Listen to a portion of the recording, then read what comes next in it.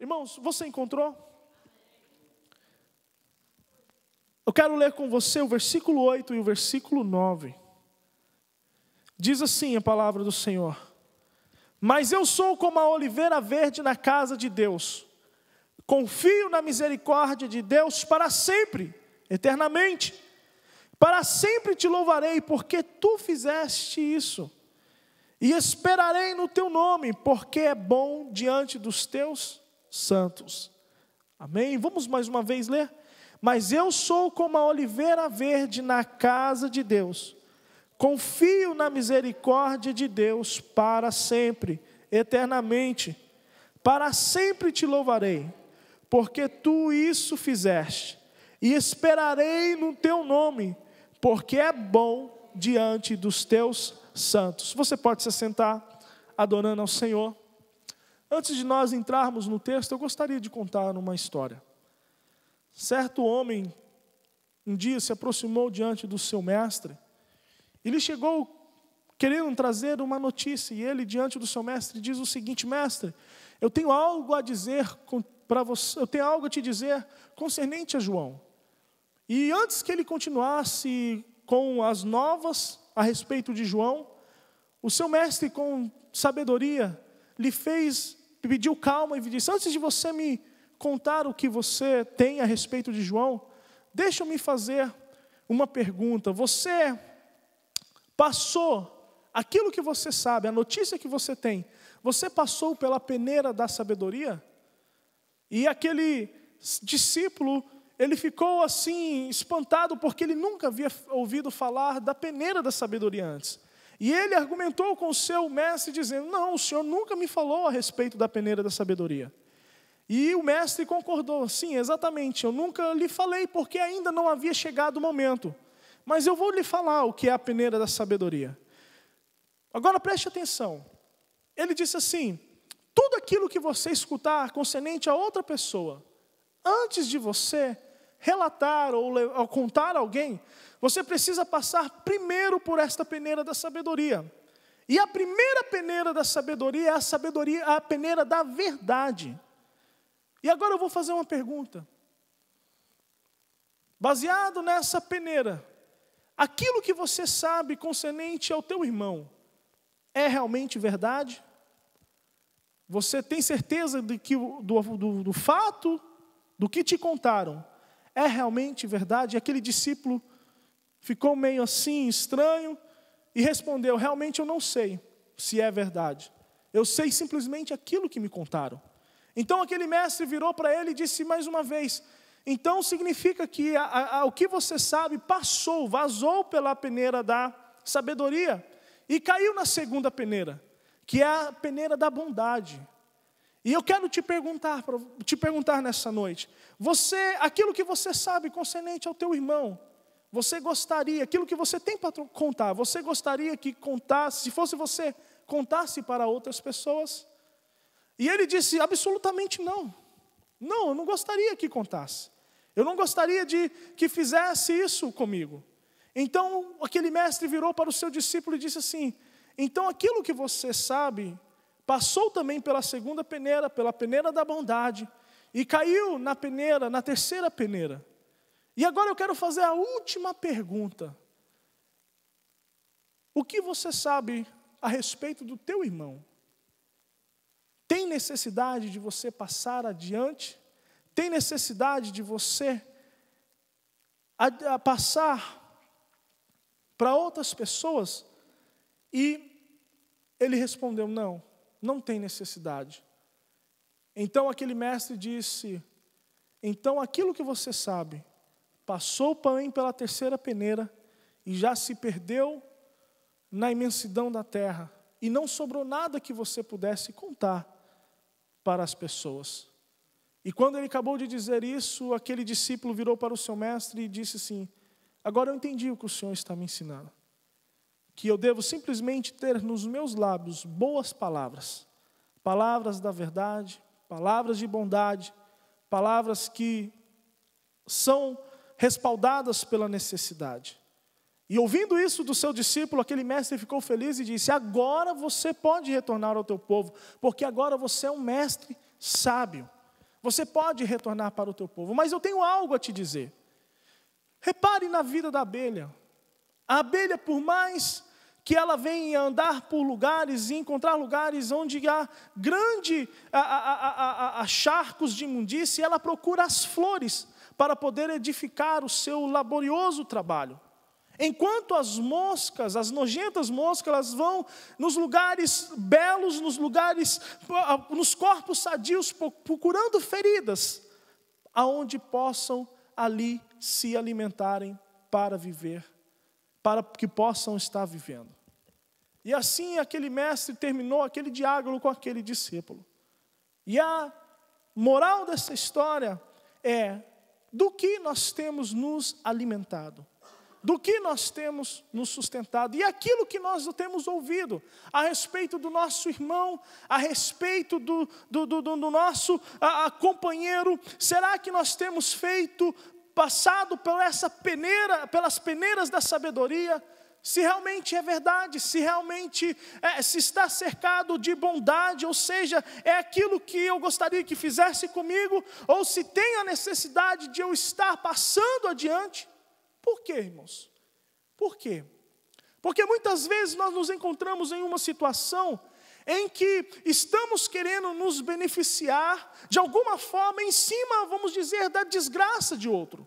Nós estamos querendo muitas vezes tirar proveito ou promover a dissensão ou a vergonha do nosso irmão, mediante as nossas palavras, mediante daquilo que chegou nos nossos ouvidos. E muitas vezes não temos consciência da veracidade. Não olhamos com o olhar da bondade, ou seja, não nos colocamos no lugar do nosso irmão. E muitas vezes não analisamos, realmente tem a necessidade de eu compartilhar aquilo que eu sei. Isso é muito sério. Oxalá se todos pudessem ter na sua mente essas 3 peneiras, antes de que comentassem sobre qualquer assunto, antes de que adiantasse qualquer assunto. Por que eu estou contando essa história? Por que eu estou trazendo essa introdução? Porque no Salmo número 52, acontece exatamente algo semelhante. Nós vemos um homem que se levantou contra Davi, um homem que se uniu com Saul, que era o rei de Israel na época, e através daquilo que ele falou, ele trouxe uma grande destruição no meio do povo de Deus. Através daquilo que ele falou, daquilo que ele sabia, daquilo que ele compartilhou aos ouvidos do rei Saul, fez com que mais de 85, ou melhor, fez com que 85 sacerdotes fossem executados, juntamente com suas famílias, mulheres e crianças. Fez com que uma cidade completa fosse executada, por causa daquilo que falou um único homem. Por quê? Porque no seu coração, ele queria se engrandecer, ele queria crescer, ele quis se promover diante de uma informação que ele sabia.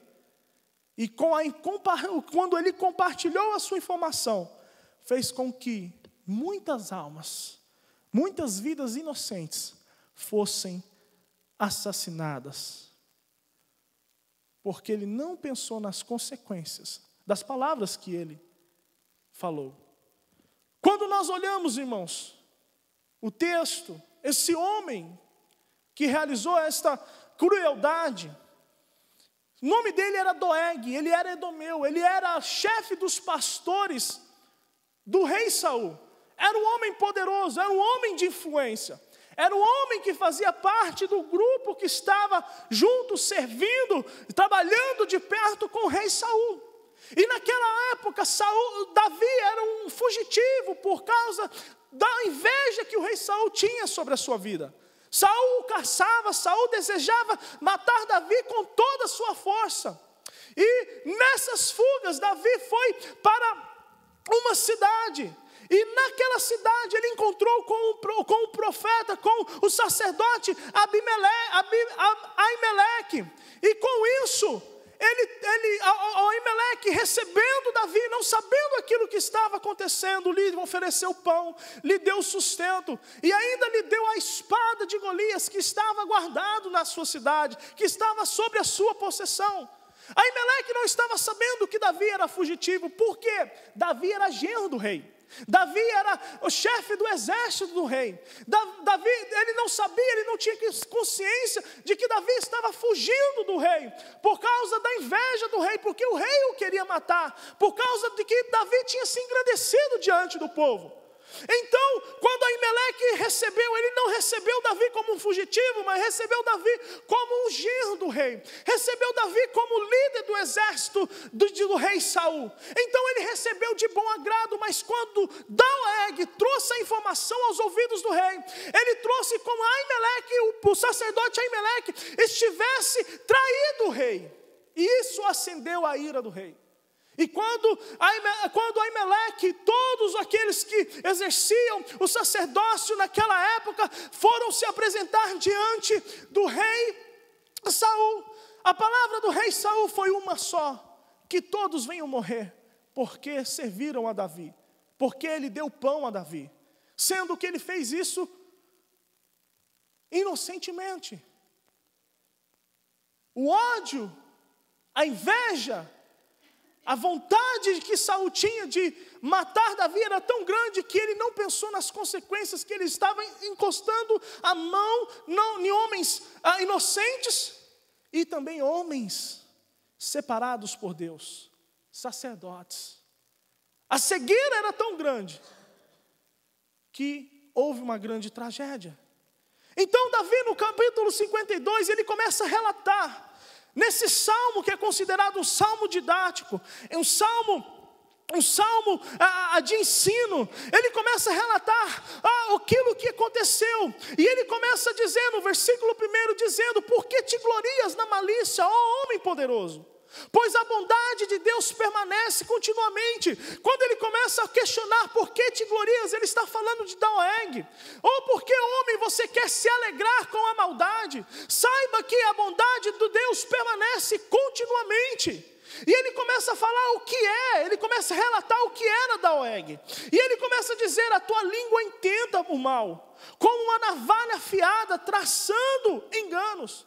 Ele começa a falar: Doeg é um homem que tinha princípios ímpios, por mais que fazia parte do povo, ele era edomita, ou seja, não era israelita, mas era de Edom, mas estava infiltrado, estava no meio do povo de Israel, estava vivendo junto com o povo de Israel, estava servindo a Deus juntamente com o povo de Israel, mas o seu coração intentou por aquilo que não era bom. Ele começou a viver e usar a sua língua por aquilo que era mal, e ou seja, a sua atitude foi algo que trouxe grande mal sobre aquelas pessoas inocentes.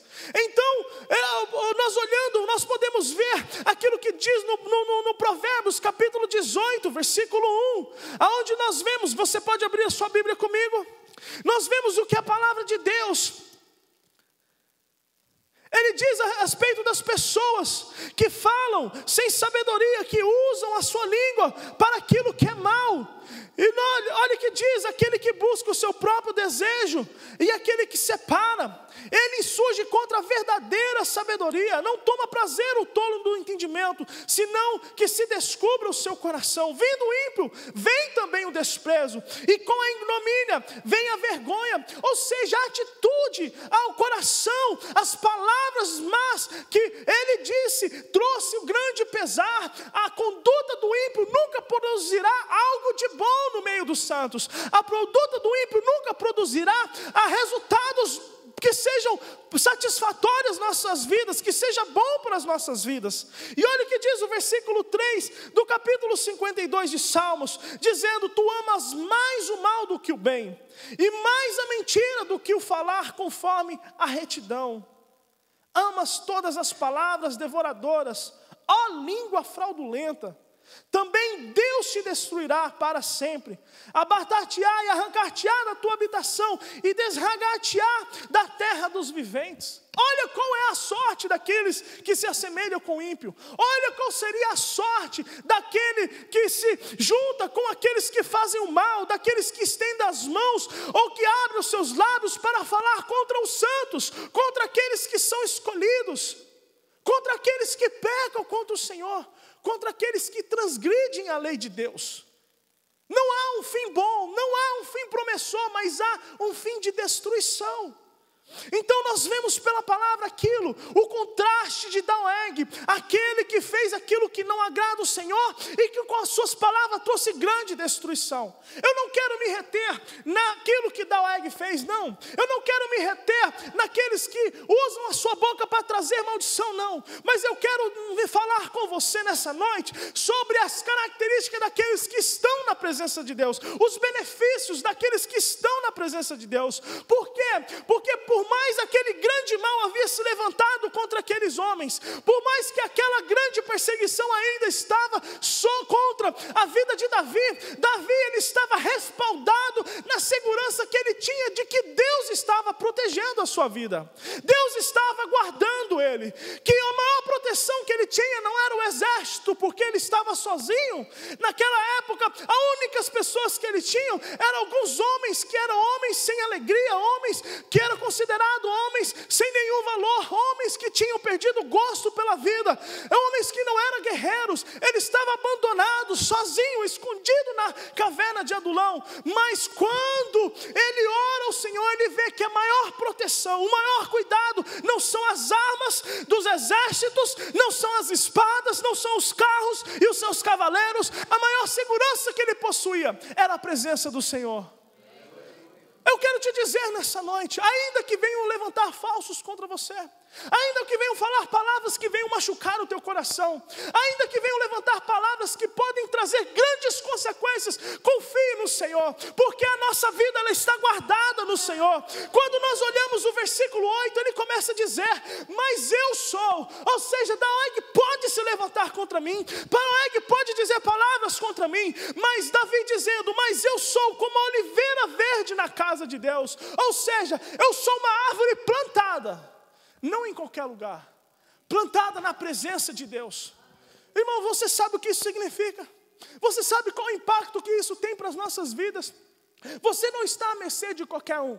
Quando se fala de algo plantado na casa de Deus, fala que você está fixado na presença de Deus. Você não é uma árvore no meio do caminho, você não é uma árvore que está acessível a qualquer pessoa, mas você é uma árvore exclusiva, que está dentro da propriedade do teu Deus, como uma oliveira verde. Ou seja, não é uma árvore murcha, não é uma árvore quebrada, não é uma árvore seca, não é uma árvore sem frutos, mas uma árvore que tem vida, que possui vida, que é alimentada, que é próspera, que vive pela dependência do seu Deus, uma árvore que está florida, é uma árvore que está gerando os frutos para o teu Senhor. Pode perseguir, podem falar, mas eu estou na presença de Deus. Podem pregar, podem falar, mas nós estamos crescendo na presença de Deus. Podem levantar palavras, mas nós estamos sendo alimentados pela glória de Deus. Nós estamos sendo cuidados pelo grande agricultor. Ou seja, a nossa vida está nas mãos dele, não está nas mãos dos nossos inimigos. Estamos plantados, alicerçados. Uma das características que o justo tem diante do Senhor, e nós vemos isso na palavra de Deus, é que o justo é considerado uma árvore, não uma folha seca, não qualquer outra coisa, mas é algo sólido, que tem raízes, que está fixado. Pode ventar, pode tacar pedra, pode soprar o vento, pode chover forte, mas nós temos raízes, e nós estamos enraizados no Senhor Jesus. Você pode adorar o nome do Senhor? Por isso ele diz, eu sou como oliveira verde na casa de Deus. Ou seja, na propriedade de Deus, na presença de Deus. Alguém que está sendo alimentado, alguém que está constantemente na presença de Deus, alguém que vive na dependência de Deus, alguém que está florindo, frutificando, tem vigor, ou seja, alguém que está prosperando na presença de Deus. Na presença de Deus nós não morremos. Na presença de Deus nós temos vida. Através de Jesus Cristo nós temos vida. Quando nós olhamos o Salmo 1, vai comigo no Salmo 1, a versículo 3 diz, começa a falar sobre as características do justo, a característica daquele que tem prazer na lei do Senhor, daquele que se alegra, que se alimenta, que tem o Senhor como a essência da tua vida, o seu tudo. E ele diz, o versículo 3 diz assim, pois ele será como árvore plantada. plantada e não cortada, árvore plantada, junto a ribeiro de águas, ao qual dá o seu fruto na estação própria, e cujas folhas não caem, e tudo quanto fizer,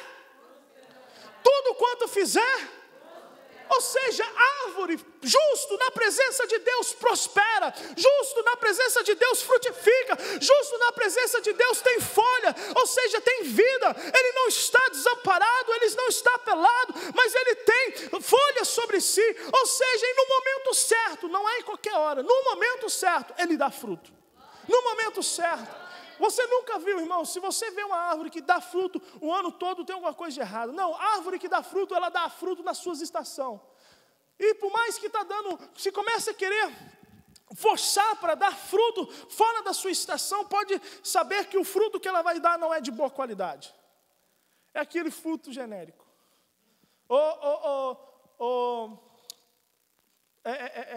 Modificado no laboratório para que possa começar a produzir fora das estações. Mas o crente, ele não é manipulado no laboratório, não. O crente, ele tem a vida certa diante do Senhor. O crente, ele dá fruto no tempo certo. E olha, a palavra continua dizendo, cujas folhas não caem, ou seja, ele não é batido, ele não perde o seu vigor, ele não perde a sua beleza, ele não perde a vida, e tudo quanto faz, ele prospera. Agora o versículo 4 diz assim, não são assim os ímpios, mas são como a moinha que o vento espalha. Algumas traduções dizem, são como folha seca espalhada por vento. Ou seja, o ímpio, ele não é nem árvore, o ímpio é folha seca.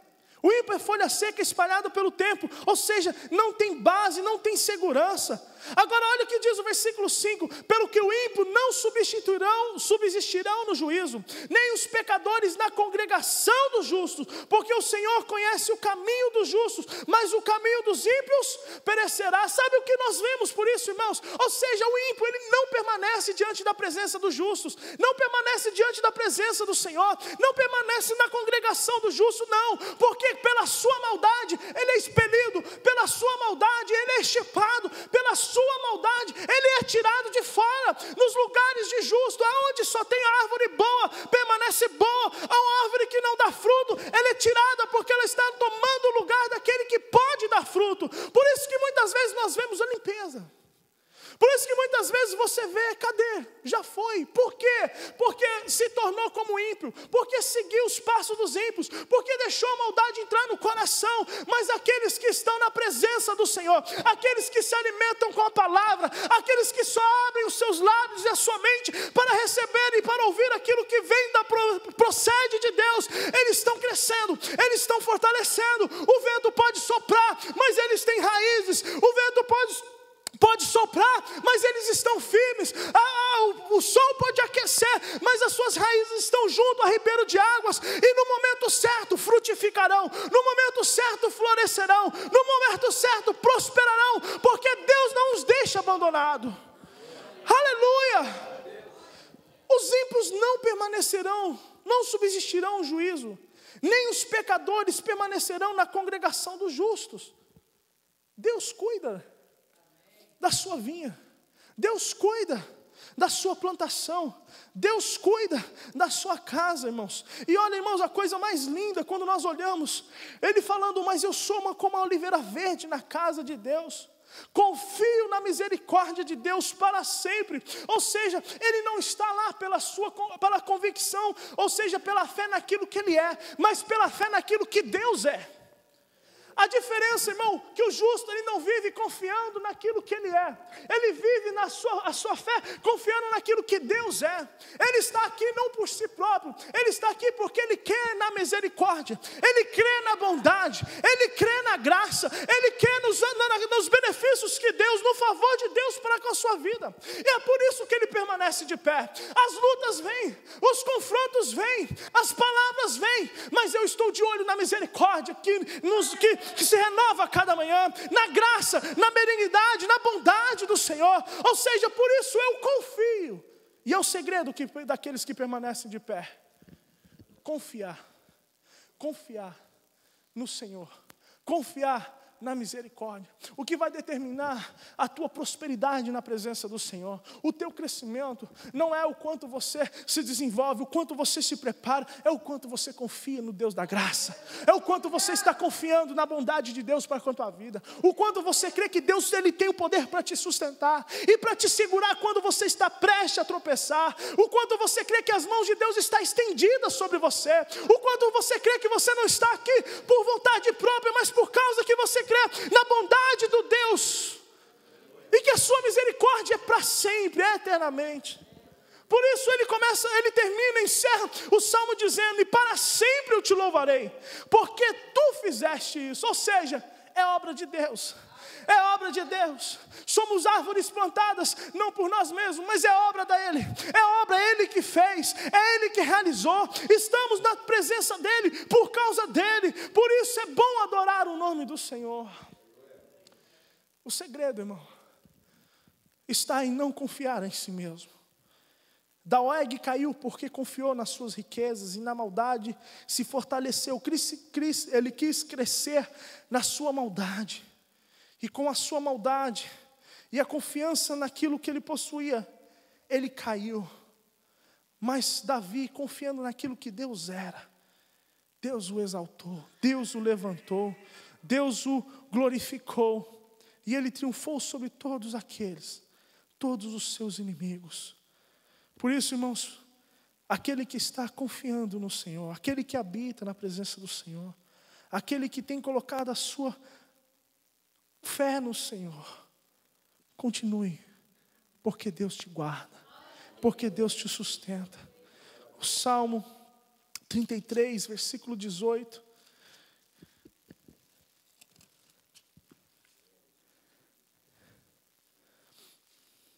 Eis que os olhos do Senhor, Salmo 33, versículo 18.